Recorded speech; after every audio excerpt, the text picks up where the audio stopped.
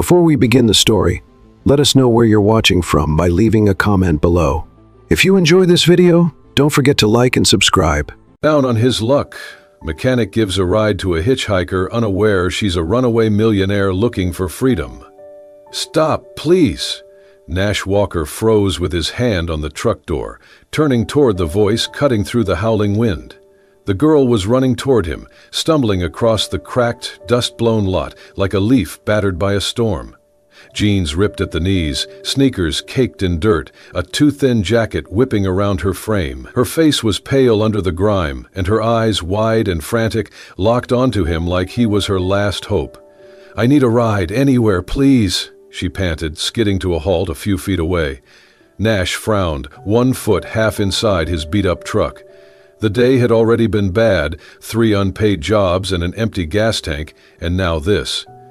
"You in some kind of trouble?" he asked, voice rough from disuse. "No," she said too quickly. Then, softer, "Yes, maybe, please. I just need to get out of here."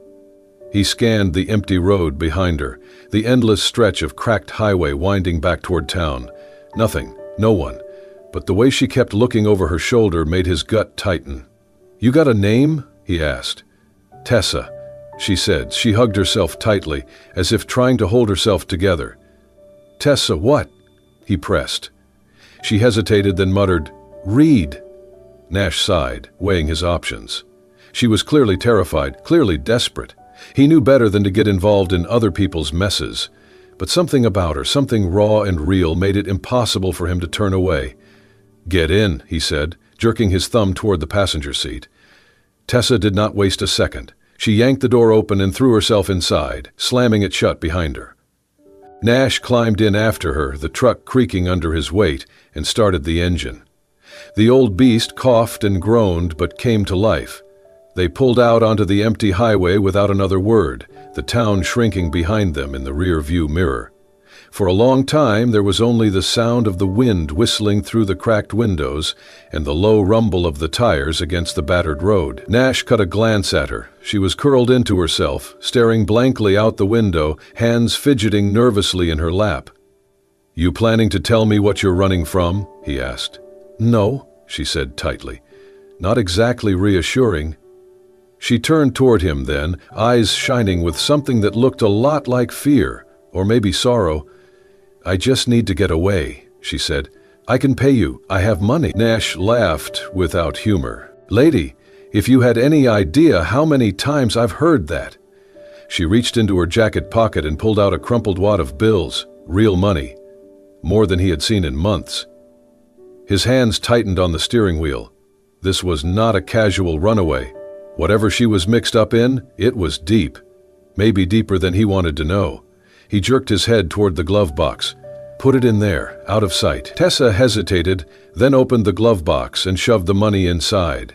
She hesitated again, as if debating whether to say something else, then closed it and leaned back in her seat. The truck rumbled over a pothole, jolting them both. Nash kept his eyes on the road, but his mind was racing. "What did you do?" he asked quietly. Tessa stiffened. "Nothing, I swear. You expect me to believe that? I did not steal anything. I did not hurt anyone. I could not stay." There was something in her voice, something broken and honest, that made him believe her despite every instinct screaming at him not to. "Fine," he said, "but you better hope no one comes looking for you. I have enough problems without adding fugitives to the list." "I'm not a fugitive," she whispered. Nash snorted. "Sure sounds like you are." The miles slipped away under their wheels.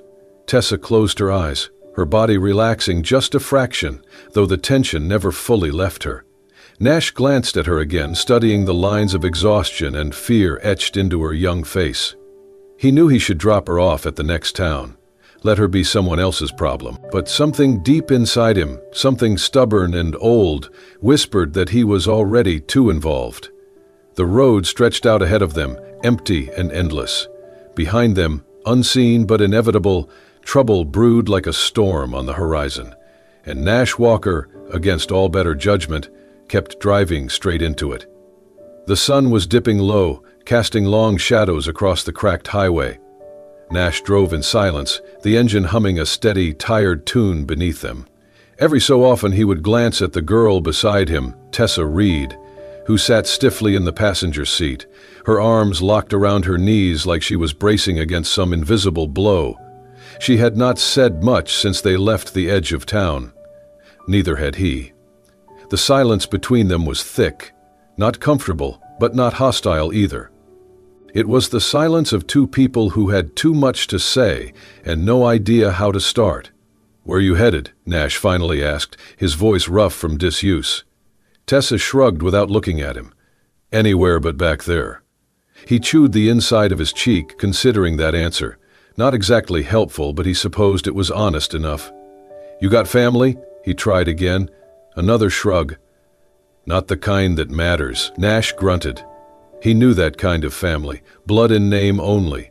He had left his behind years ago and never looked back. The gas gauge dipped dangerously low, the needle flirting with empty.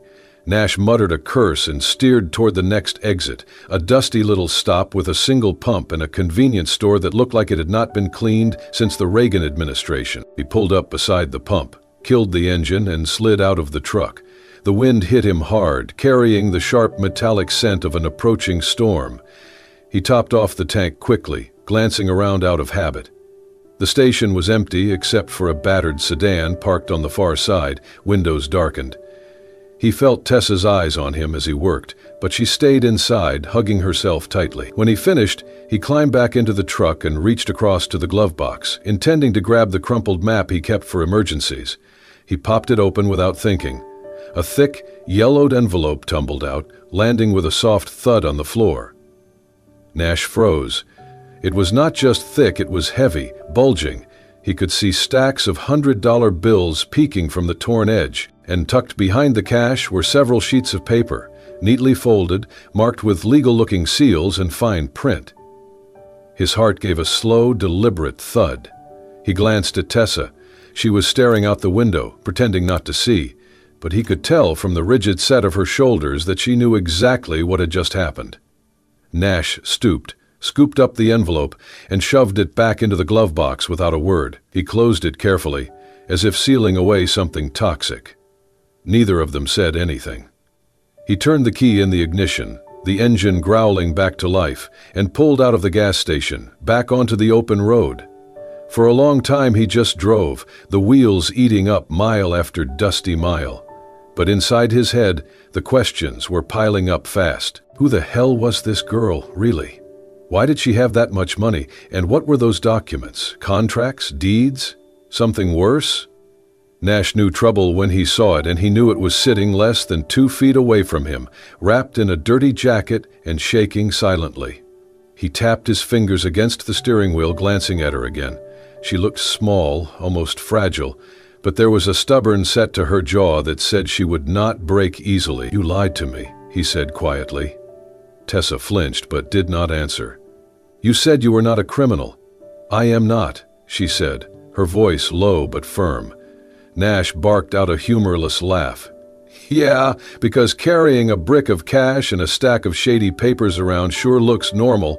She turned to face him then, her eyes blazing. "You do not know what you are talking about." "No," he snapped back, "then maybe you should enlighten me." Tessa's hands tightened into fists on her lap. For a moment it looked like she might say something, might explain, but then she just shook her head and turned away again, staring out at the endless horizon. "Trust is earned," she said quietly, "and you have not earned mine." Nash clenched his jaw, biting back the dozen retorts that sprang to his lips. Fine, if that was how she wanted it. But his mind was already racing ahead, calculating risks, possibilities, exits. He needed to be smart, careful. Whatever she was tangled up in, it was not small. People did not carry that kind of cash unless they were running from something or someone very dangerous. And now he was caught in the middle. The truck sped down the empty highway, the sky darkening into bruised purple as the storm gathered strength. Lightning flickered on the horizon, silent and ominous. Nash tightened his grip on the wheel and kept driving, every instinct screaming at him that this road would not lead anywhere good. But he had made a choice when he let her into his truck, and whatever came next, He would have to see it through. The rain hammered the metal roof of the abandoned rest stop as Nash Walker leaned back in the booth, arms crossed, eyes fixed on the storm outside. The place was a ghost town, battered vending machines, broken picnic tables, a single flickering light. Across from him, Tessa was curled up, soaked and shivering, half asleep after hours of tense silence.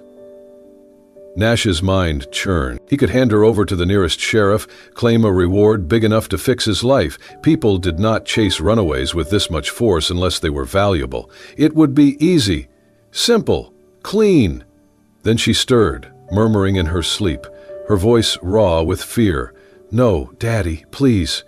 I do not want to marry him." Nash stiffened, leaning forward as she whimpered, "I just want to be free." Pieces clicked into place. "Daddy, marriage, freedom, Tessa," he said softly.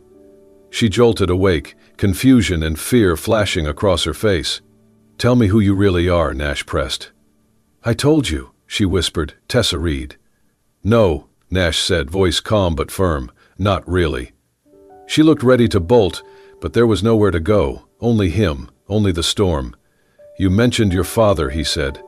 "Marriage, explain." Tessa's hands shook as she pushed damp hair from her face. "My real name is Tessa Whitmore," she whispered. Nash's gut tightened.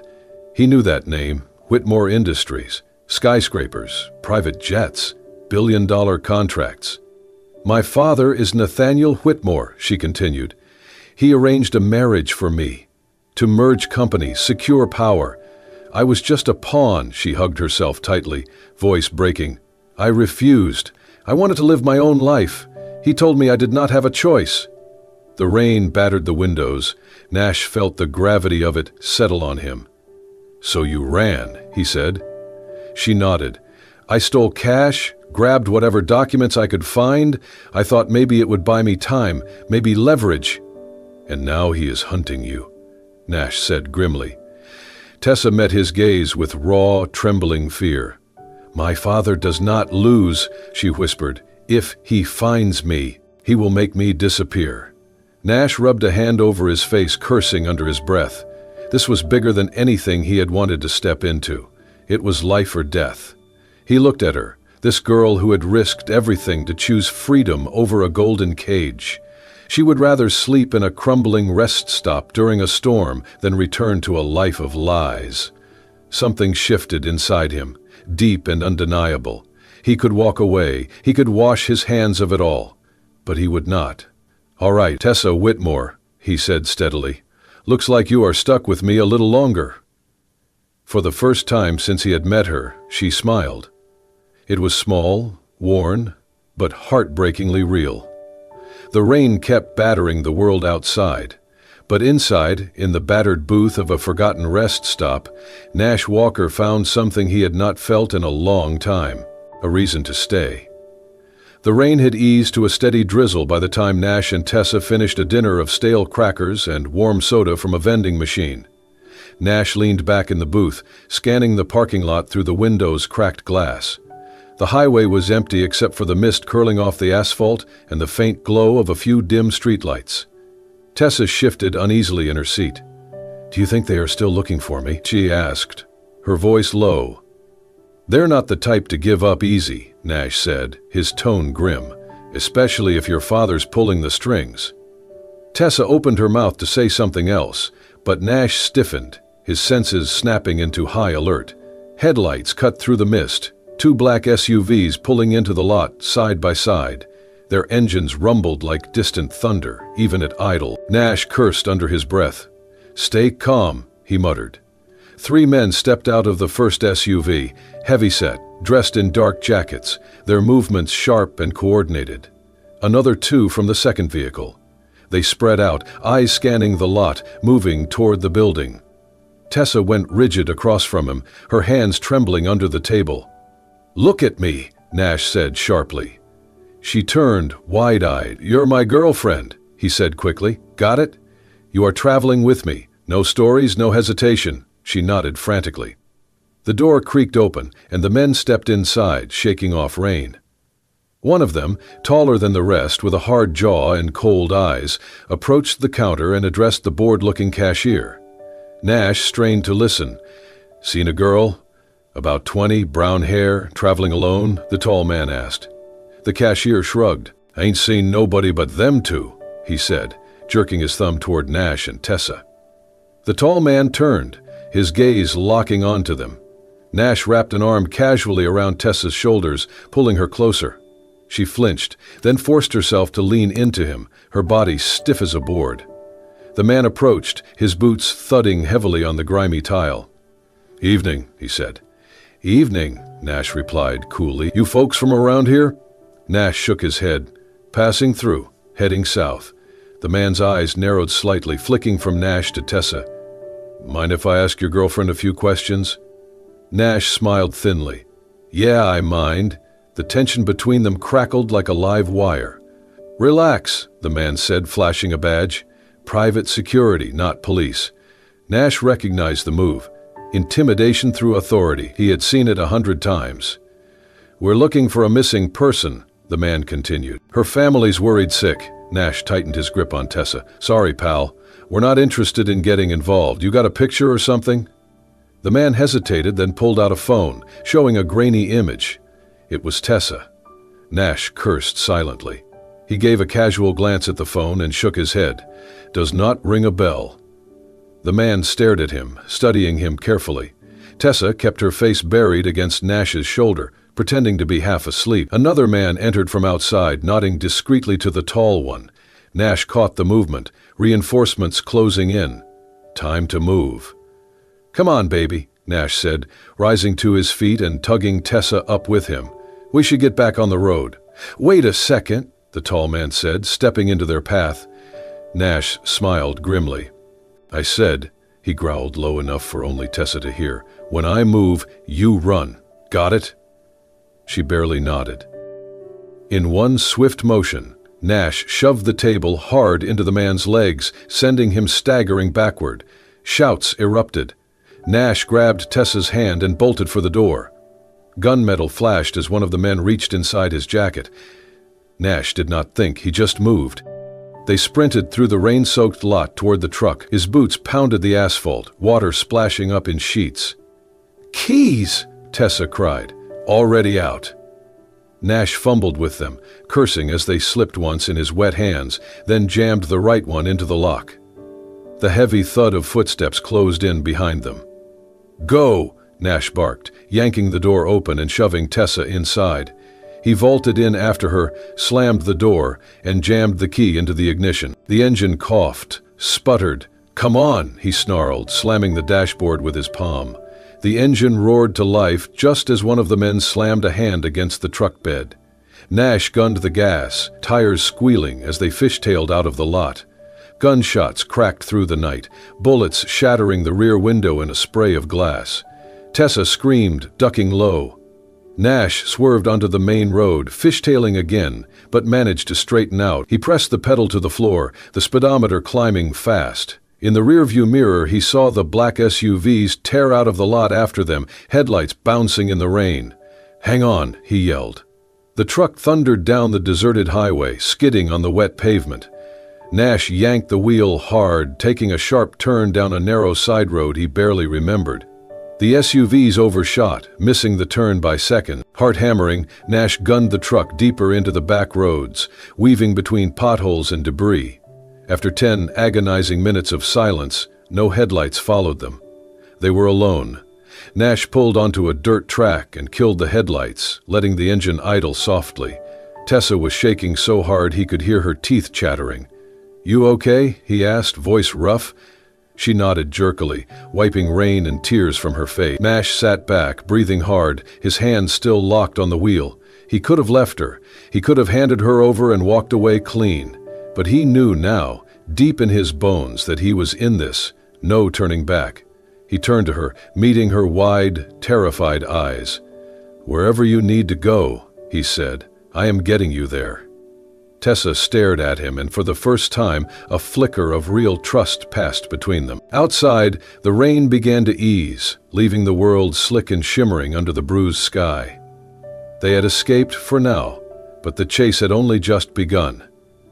The abandoned cabin groaned under the weight of the storm. Nash Walker shoved the swollen door shut and wedged a chair beneath the handle. The place reeked of mildew, but it was dry and hidden. Tessa Reed collapsed onto a battered couch, wrapping herself in a threadbare blanket. Her face was pale, her eyes hollow. She had barely spoken since they fled the rest stop. Nash coaxed a fire to life in the rusted stove, its weak glow doing little against the cold. They needed rest, a plan. But first, Nash needed answers. He knelt beside the duffel bag, unzipping it to reveal the thick envelope she had shoved into the glove box. A glance at Tessa showed her staring blankly at the fire. Nash sat on the floor and pulled out the envelope. Inside, stacks of cash bundled with rubber bands, and beneath it, papers. He unfolded the first sheet: legal documents, business contracts, memos stamped confidential. Most carried the Whitmore Industries logo. At first glance, it seemed like standard corporate noise, but as he skimmed page after page, patterns emerged. Shell companies, offshore accounts, laundered money through fake charities and real estate scams. Nash's gut twisted. This was not just corporate greed, it was criminal. Federal-level crimes, fraud, racketeering, money laundering. He found a handwritten ledger, names, wire transfers, dates, signatures. A bomb waiting to explode. "You knew," Nash said quietly, lifting his gaze to her. Tessa flinched, but said nothing. "You were not just running from a marriage," he said, holding up the damning papers. "You were running from this." Slowly, Tessa turned toward him, her eyes shimmering in the firelight. "I did not know at first," she whispered. "I just grabbed what I could. I thought it would buy me time, leverage." She clutched the blanket tighter. "But when I finally looked," she trailed off, pain clear in her voice. Nash shoved the documents back into the envelope. "This," he said grimly, "could destroy your father. Whitmore Industries, everything." Tessa nodded, her hands trembling. "And you thought you could outrun this?" "I thought if I got far enough, maybe he would stop chasing me," she said bitterly. "I was wrong." Nash leaned back against the wall, feeling the enormity of it weigh down on him. He had thought he was helping a scared girl dodge an overbearing father. Instead, he realized he was sitting on a powder keg that could get both of them killed. "If they find out, we have this." Nash shook his head. "We are dead." Tessa closed her eyes, her face pale with fear. "We have to destroy it," Nash said suddenly. Tessa's eyes flew open. "No, it is the only thing keeping me alive." "It is a damn target on your back," Nash snapped. "You think your father will negotiate? He is not trying to scare you back home, Tessa. He is trying to bury you." The fire popped in the stove, shadows shifting across the cabin's cracked walls. For a long moment, neither of them spoke. Finally, Tessa's voice broke the silence. "Then what do we do?" Nash pushed himself to his feet, pacing across the creaky floor. "We do not run blind anymore," he said. "We find a place they will not expect, lay low, and when the time is right, we use this." Tessa frowned. "Use it?" Nash's jaw tightened. "We take it public, expose everything, bring them down." Tessa looked terrified, but also, Nash thought, maybe a little relieved. "They will come after us," she whispered. "They already are," Nash said. "At least this way we fight back." Tessa gripped the blanket so hard her knuckles whitened. Then, slowly, she nodded. Nash knelt in front of her, meeting her gaze. "I am in this," he said, voice steady. "All the way." A tear slid down Tessa's cheek, but she wiped it away fiercely and nodded again. Outside, the storm began to die down, the rain easing into a soft whisper. Inside the broken cabin, a fragile, dangerous alliance was forged, one born not of fear but of defiance. Whatever lay ahead, running, fighting, surviving, they would face it together. Nash Walker had made his choice, and there was no turning back. The first light of dawn bled weakly through the broken windows of the cabin, casting long shadows over the cracked floorboards. The fire in the stove had long since died to cold embers. Nash Walker stirred on the warped wooden floor, groaning softly as stiff muscles protested every movement. He sat up slowly, rubbing a hand over his face. The world outside was eerily still, wrapped in a heavy mist. It took him a moment to notice the silence inside the cabin was different, hollow, too empty. His heart sank. "Tessa?" he called out, his voice raw in the morning air. No answer. He scrambled to his feet, scanning the room. Her blanket lay crumpled on the couch. Her jacket was gone. So was the duffel bag. So was the envelope full of cash and damning documents. A sick feeling twisted in his gut. He lunged for the door, yanking the chair away and stumbling outside into the damp morning. The truck was gone. Mud tracks in the soft earth led away from the cabin, two deep ruts carved by tires desperate to escape. Nash stood there for a long moment, the mist clinging to his clothes, his breath coming in shallow, angry bursts. She had taken his only means of transport, his money, his one chance to expose the truth, and she had left him. He kicked a loose rock across the clearing, fury boiling up from somewhere deep inside. He should have known better. He should have known this would happen. Trust was a fool's currency, and he had been bankrupt long ago. "Stupid," he muttered. "Damn stupid." He turned in a slow circle, scanning the trees, the empty road beyond. But she was gone. Hours ahead by now. Gone without so much as a note. Gone without giving him a choice. He clenched his fists until his nails bit into his palms, but beneath the anger, sharp and cutting, there was something worse. Disappointment. It lodged deep in his chest, heavier than any betrayal he had known before. He had believed her. He had believed in her. Not just because of the envelope full of dirty secrets, not just because of the danger chasing them both. Because of her. Because somewhere along the line, without him even realizing it, Tessa Reed had gotten under his skin, and it terrified him more than he cared to admit. Nash paced the clearing like a caged animal, fighting the urge to punch something, to scream into the misty dawn. None of it would change the facts. She was gone. She had not trusted him enough to stay. And maybe, he thought bitterly, she had been right. He was no hero. He was a broke, battered mechanic with more regrets than prospects. What had he really offered her? A longer, slower road to ruin? Still, a part of him, damn it, the stupid part, hoped she had been wrong, that somewhere deep down she had known he would never have betrayed her. He sank onto the old porch step, head in his hands, the cold seeping into his bones. He thought about getting up, walking away, pretending the last few days had never happened. He thought about letting her go, but the image of her face, terrified, determined, fragile, and fierce all at once, burned behind his eyes. Nash exhaled a long, ragged breath and stood up slowly. If she thought she could outrun him, she had another thing coming. He was not giving up that easy. Not on her. Not yet. The mud had preserved her tire tracks well enough. They carved a clear, desperate path down the dirt road leading back toward the highway. Nash started walking, boots sinking into the wet earth with each determined step. The mist swirled around him, cold and clinging. Ahead, somewhere, Tessa was running. Maybe she thought it was safer to face the world alone. Maybe she thought she had no choice. But Nash Walker had made his choice, back in that rest stop, in that abandoned cabin, the moment he had looked into her eyes and seen not just fear but hope. He was not letting her fight this battle alone, not if he had anything to say about it. He adjusted the worn backpack slung over his shoulder, the only thing she had not taken, and set his jaw.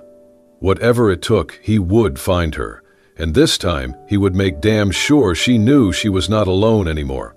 The sun had barely risen when Nash found the tracks, faint tire impressions in the wet dirt, broken branches marking a crash through the tree. He followed them with grim focus, ignoring the cold seeping into his boots. Every step hammered home the truth. Tessa was out there, and she needed him. An abandoned sedan lay in a ditch, Tessa's torn jacket snagged on a nearby branch. Nash's jaw tightened. They had her. Up ahead, hidden among the trees, he spotted a cluster of decaying buildings, rusted metal, crumbling concrete, a forgotten industrial site. The perfect hideout. Through the battered binoculars he had lifted along the way, Nash counted 2 men guarding the entrance, rifles slung carelessly. He could almost feel Tessa's fear behind those walls. His hands curled into fists. Nearby, a service truck sat abandoned, keys dangling from the ignition. Without hesitation, Nash climbed in, started the engine, and slammed the gear into drive. The truck roared down the dirt path, bouncing wildly. The guards barely had time to react as Nash burst through the trees, horn blaring. One dove out of the way, the other scrambled behind a concrete block. Nash yanked the wheel, skidding into the flimsy fence and smashing through. The truck crashed against a rusted storage container with a screech of metal. He leapt out, adrenaline surging, sprinting toward the main building. Shouts rang out, boots pounded gravel, guns were drawn, bullets tore through the air as Nash ducked behind a stack of pallets. "Find him!" someone roared. Nash grabbed a chunk of rebar and hurled it through a far window. The crash drew the guards' attention, and Nash bolted through a side door. Inside was a labyrinth of rotting offices and sagging walls. He moved fast, keeping low, listening. A muffled cry cut through the chaos. He followed the sound, heart hammering, until he found her. Tessa was tied to a chair under a single bare bulb, bruised and bloodied. A man towered over her, shouting. Rage exploded inside Nash. He charged, slamming into the man hard enough to knock them both over. They grappled violently, fists and elbows flying. The man was bigger, stronger. Nash took a blow to the jaw that left his vision swimming. The man reached for his gun. Nash snatched up a broken chair leg and swung with everything he had. It connected with a sickening crack. The man dropped, unmoving. Gasping, Nash staggered to his feet, blood dripping from a cut on his forehead.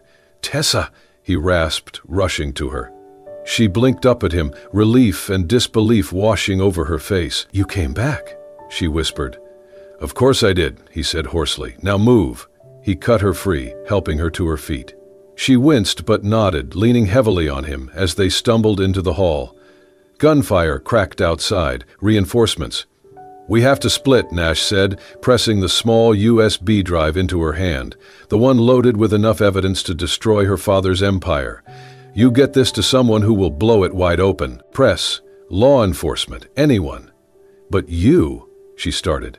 "I will buy you time," he said. "You have to go." Tears filled her eyes. She hesitated, but then turned and ran into the mist. Nash turned toward the sound of heavy footsteps. 3 men rounded the corner, guns raised. Nash dove for cover, bullets sparking off the walls. He fired back with a pistol he had lifted earlier, but he was outgunned. A bullet grazed his side, pain searing through him. He stumbled back, and blood soaking into his shirt. This was it. Sirens cut through the air, loud and sharp. Police cruisers burst onto the scene, officers pouring out, shouting commands. The men hesitated, then bolted into the ruins. Nash slumped against the wall, gasping for breath. 2 deputies rushed toward him, weapons drawn. "Easy," Nash croaked. "I am the good guy." One of them knelt, checking his wound. In the distance, he spotted Tessa near a patrol car, the USB clutched tightly in her hand, her face lifted to the cloudy sky. Nash allowed himself a faint smile. They had done it. Against every odd, they had survived. The town of Clearwater Bay was the kind of place that felt untouched by time. The salt air carried the scent of the ocean through narrow streets, lined with weather-worn houses, their roofs faded and softened by decades of sun and storms. Waves rolled lazily against the shore, seagulls crying out overhead.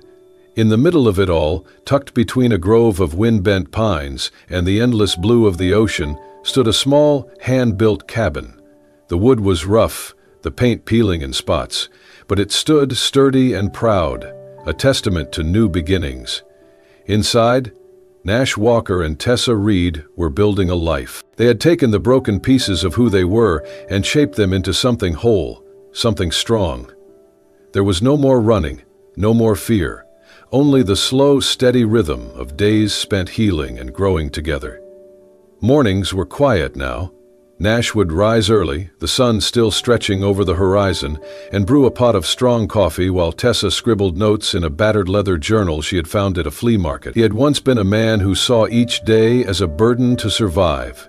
Now he savored every small moment, the warmth of Tessa's laughter drifting from the kitchen, the soft hum of her voice as she sang along to old songs on the radio, the simple act of sharing a meal made with their own hands.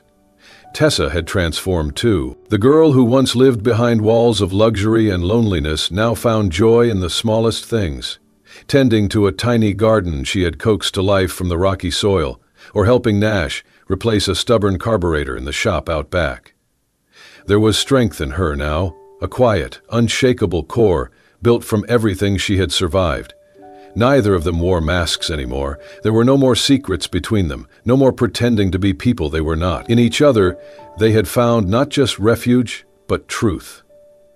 One evening, as the sky melted into brilliant streaks of orange and pink, Nash and Tessa sat side by side on the porch, a blanket draped over their laps. The waves crashed gently against the shore, a timeless lullaby. Tessa rested her head against Nash's shoulder, her fingers intertwined with his. "If you could go back," she said softly, her voice almost lost to the whisper of the breeze, "if you could change everything, would you still stop for me that day?" Nash turned his head slightly, catching the fading light in her eyes. He smiled, slow and certain. "I would stop for you 1,000 times," he said, "even knowing what it would cost me, even knowing the danger. Because Tessa, you are the part of me I never knew was missing." Tessa blinked, and a tear slid down her cheek, but it was not born from sadness. It was a tear of gratitude, of wonder at the sheer immensity of what they had found in each other. She squeezed his hand tighter, unable to find the words. None were needed. They had started over, not just surviving, but thriving. Together, they opened a small garage on the edge of town, naming it Freedom Motors. It was not fancy, but it was theirs, a place where battered old trucks got second chances, and where people, sometimes just as worn and tired, could find a place to start anew. Locals flocked to them, not just for repairs, but for advice, for friendship. Nash and Tessa became fixtures in the community, trusted, respect. No one asked too many questions about their pasts, and they offered no explanations. In Clearwater Bay, who you were mattered less than who you chose to be. On a warm summer night, under a sky exploding with stars, Nash led Tessa down the beach. They walked barefoot in the sand, the cool ocean kissing their toes. He stopped near a driftwood log bleached white by the sun and pulled something from his pocket, a small, simple, silver ring. Tessa stared at it, her heart pounding wildly in her chest. Nash held it out between them, his hand steady. "I do not have much to offer," he said. "No fancy promises, no grand future. Just me, just us. No past, no chains. Only the road ahead. Will you walk it with me?" Tears blurred Tessa's vision as she nodded, unable to speak. Nash slipped the ring onto her finger, and she threw her arms around him, burying her face in his chest as laughter and tears mingled into something too big for words. They stood there a long time, holding on to each other, while the universe wheeled its silent dance above them. Later that night, back on the porch of their little cabin, they sat wrapped in each other's arms. The golden light from the window spilled across the porch, painting them in a soft amber glow. Beyond them, the ocean stretched into forever. A shooting star streaked across the sky, a brilliant flash of hope, burning a path through the darkness. Neither of them spoke. They did not need to. In that moment, under that endless sky, they knew. No matter how broken the past had been, no matter how long the road ahead, they had found their way home, together. And that was enough. In a world where second chances are rare, Nash and Tessa proved that sometimes the hardest roads lead to the most beautiful destinations. Their journey reminds us that no matter how broken we feel, no matter how far we have fallen, healing is always possible, with courage, with hope, and most importantly, with love. I hope you enjoyed this thrilling journey. On a scale of 1 to 10, how would you rate this story? Let me know in the comments below. Your feedback inspires more epic tales.